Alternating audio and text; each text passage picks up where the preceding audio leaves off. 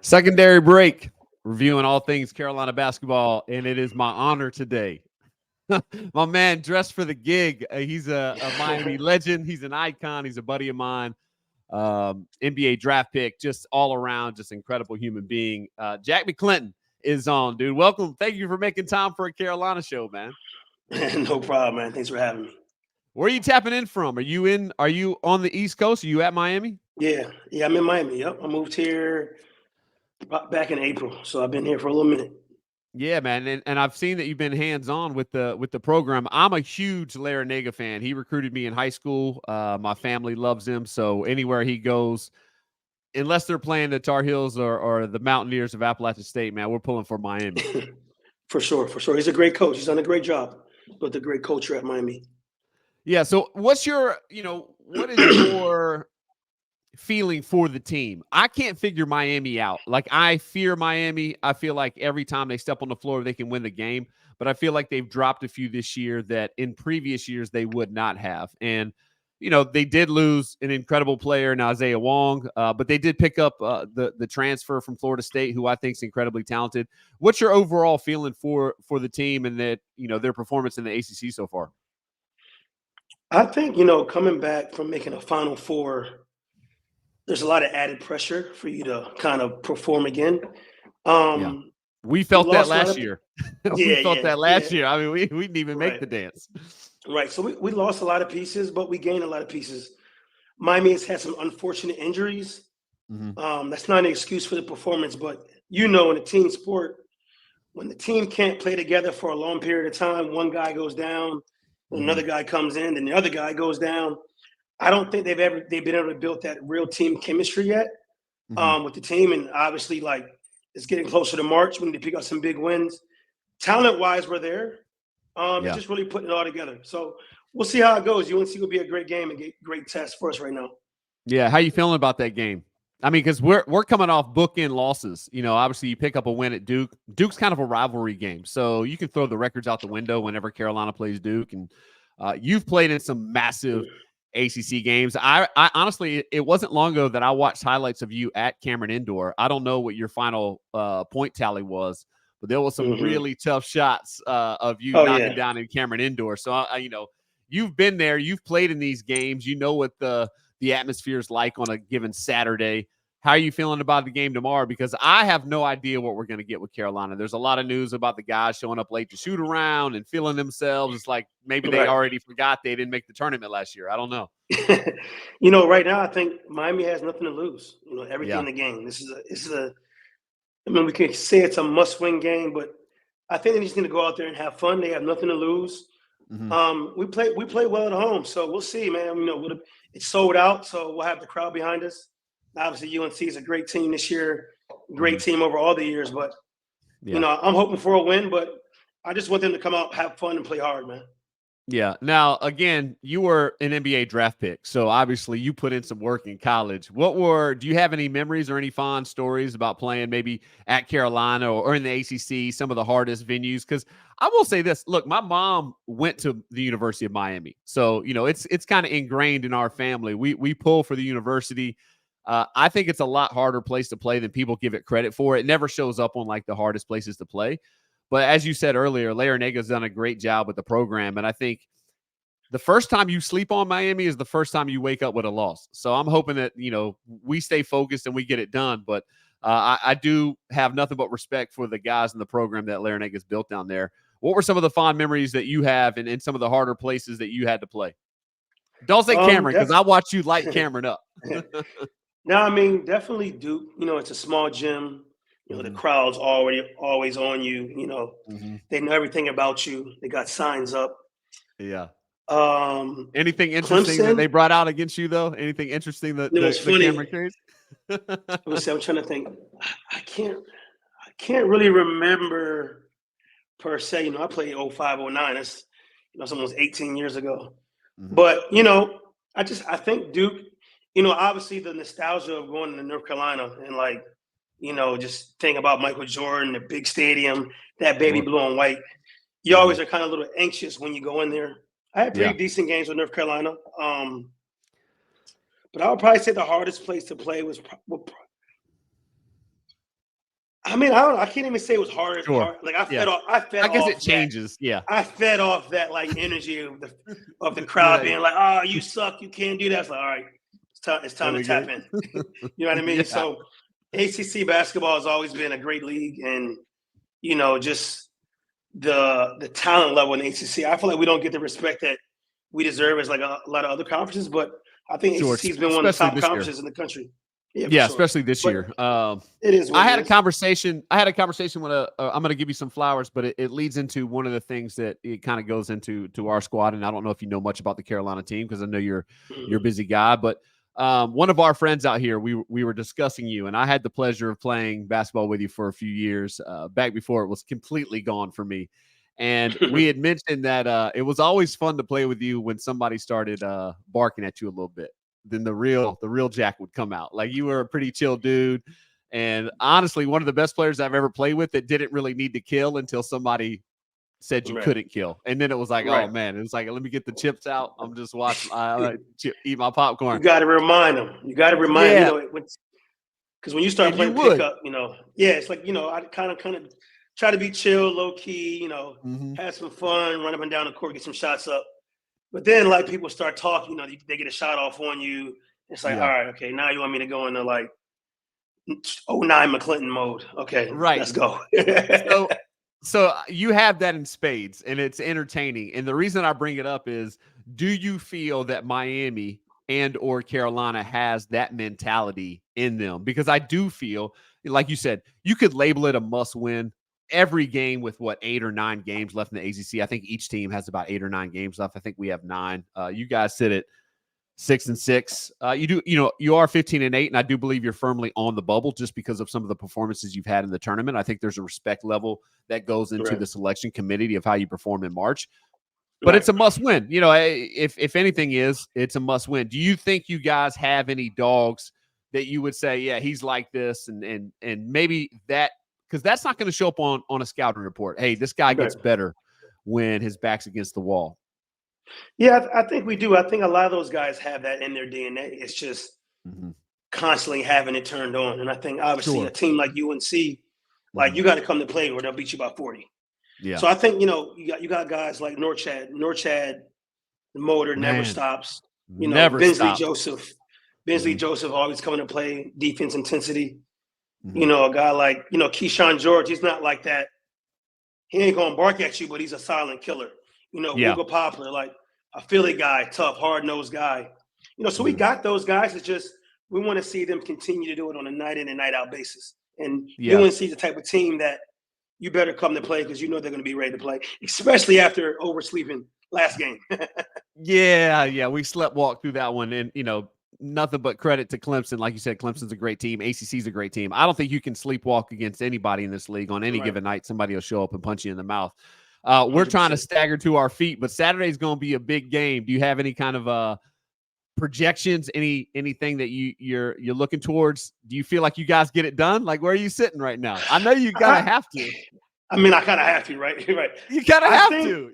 It's going to be it's going to be a great game. I think this could be one of those games where you're going to see Miami play super loose because they have nothing to lose right at this point. We go to Virginia, we get smacked, we score like 38 points. Everybody's kind of tight, but like now you're back at home. You got a sold out crowd, and we don't sell out every game. So the fact that we'll have the crowd there yelling, screaming, when UNC comes into town, it's game time. I think we come out victorious though. I think that these guys are like, you know what? We can't perform like we've been doing. We have high expectations, and we got to live up to those expectations. So I hope we come out with a win. And like I said, I just want them to play hard and have fun.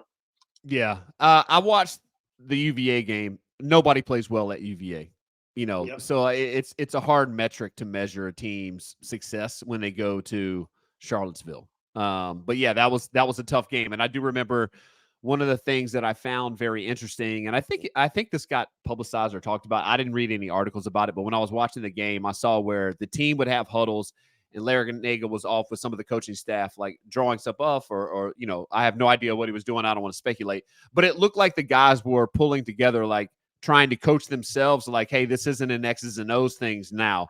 It's to a point of like, let's go out there and let's play for each other. Let's play together. And I think Carolina is dealing with that just a little bit of like, hey, let's course correct. We haven't won anything yet.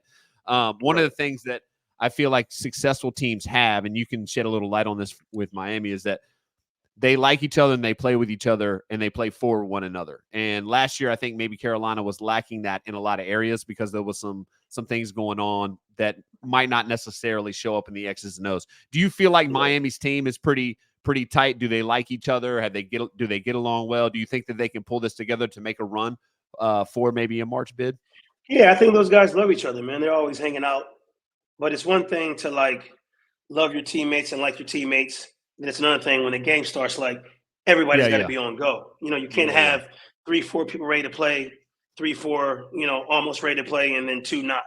So, I mean, I think it comes down to like holding each other accountable. I mean, that's one thing that, as an athlete, as a leader, somebody on that team has to step up and lead, and it can't be Coach L.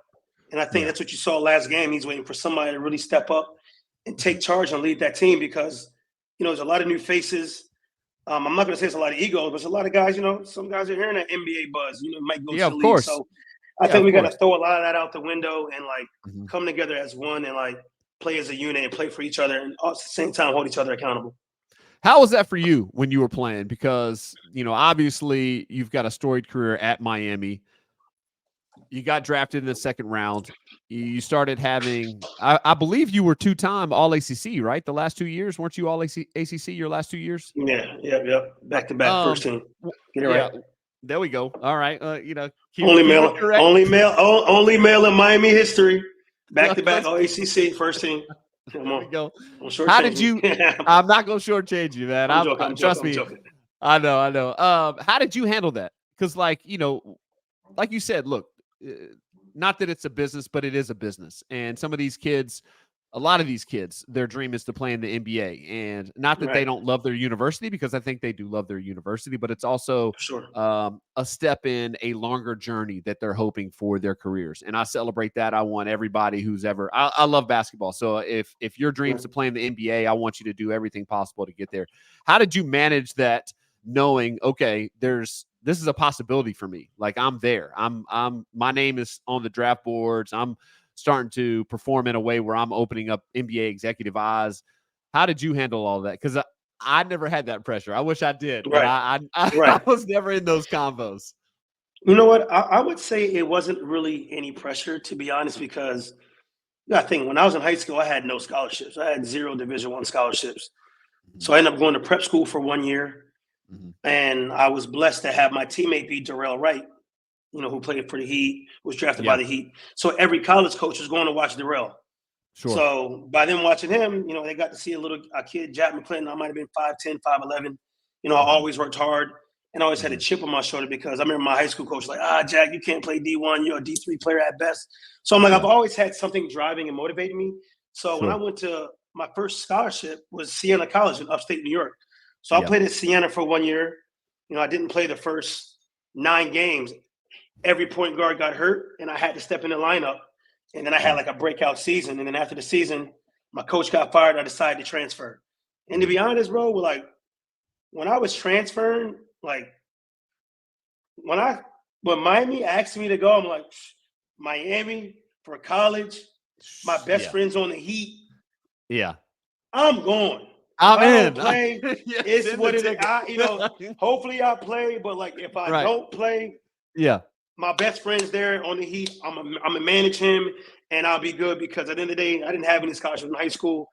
Obviously, it's always a dream to make the NBA. It's always a dream to play at the highest level. But I think I never had pressure. It wasn't like I went into Miami like, oh, Jack McClinton, 4 or 5 star from Maryland's coming in. Like nobody expected me to do anything in Miami. Right. So when I started doing things, there was never any pressure because nobody expected me to do anything. Yeah. So I think that's what happens to a lot of guys that are top tier talent, highly 5-star guys is like, you got to perform. I had no pressure to perform in college. All I did was work my butt off and I performed and it worked out for me. So I think, one thing I could say to the young kids in these days, like, just go out there and have fun, man. Leverage your university. Talk to the people at the school. Talk to the donors. Talk to the boosters. Introduce yourself. Shake their hands. Look them in the face. the basketball is going to be what it is. You can't control it. All Yeah. you can control is your attitude, how hard you go, and how serious you take the game. And when they were like, "Yo, you about to get drafted," I was like, "What? Like, that's Right. what's up? Like, what?" Yeah. Oh, But we're good I don't now. think Yeah. there was. I don't really think there was a ton of pressure, man. To be honest, so I can't say Yeah. You were the playing with pressure is house there because money. Yeah. You yeah, were. You exactly. were. You playing with house Yeah, I money. was playing with house money, bro. It was house money. Yeah. If I made it, great. Like I made the NBA, and like obviously, like you want to go. I want to make it. Obviously, I'm not saying I didn't want to make it, but Mhm. then you also start to understanding like the business behind the sport, bro. There's a lot of things that go into Yeah. professional sports, Of course. NBA, even Mhm. college basketball now with this NIL. When money's thrown around, Yeah. it's not always about the talent or like how Sure. good you are. It's about like the corporate infrastructure or what happens. I'm not going to go down that hole, but it's like Right. that's why you can't put extra pressure on yourself. You got to Yeah. have fun with it and be Mhm. thankful. My whole thing is stop thinking THINK and start thinking THANK, and that'll change Mhm. your life. Yeah. Amazing. All right. Well, last question. Keys to the game. Are there any players, anyone stand out on Carolina where you're like, well, we gotta make sure that we handle this, and I think we'll have success if we're able to check this off the scouting report. What do you think? I mean, I think we got to box out. Yeah. Carolina's big. We get big caught down low, like limit the offensive rebounds. We can't let RJ Davis get going early. Once he gets one or two going, he's Yeah. kind of reminds me of myself a little bit. He can get I hot was gonna when he say keeps going. there's You know what I'm saying? Like yeah, you gotta see that if he ball go gets through. hot, That might be a yeah. problem. When they go through once or twice, he might Yeah. run off 4, 5, 6 in a row. So it's Right. like limiting him, hedging hard on the ball screens, the open Mhm. looks. The transfer from Notre Dame, that kid's a shooter too. It's like cut their water off early. Don't let them get confident early. And I think we have a better chance of winning at home because when our ball's not going in, the offensive rebound is not going up. Yeah. I think you kind of increase your chances of winning the basketball game. Like you said, Duke's expected to win this game. Everybody's going in like, yo, this is an easy win for Duke. But Miami has nothing to lose. And it's like, play hard, have fun, and try to get a W, man. Play for each other because you can't go from the Final Four to not making a tournament. Well, yeah. You I mean, can, you can. but you can't. But you can't. All Right, right, right. man. Well, you're the best. You're a Yeah, legend, and I thank you so much for your time, brother. no I'll be problem, man. texting you after the game, but I think you're right. Like I said, All right, the cool. game's in Miami, and you just if it stays close, I feel like Miami gets it done. But hopefully we'll keep it to 7-10. But All appreciate your right. time, man. All right, man. Thanks, Graham. I just need Appreciate you you. 1 second because it's going to What you load. need?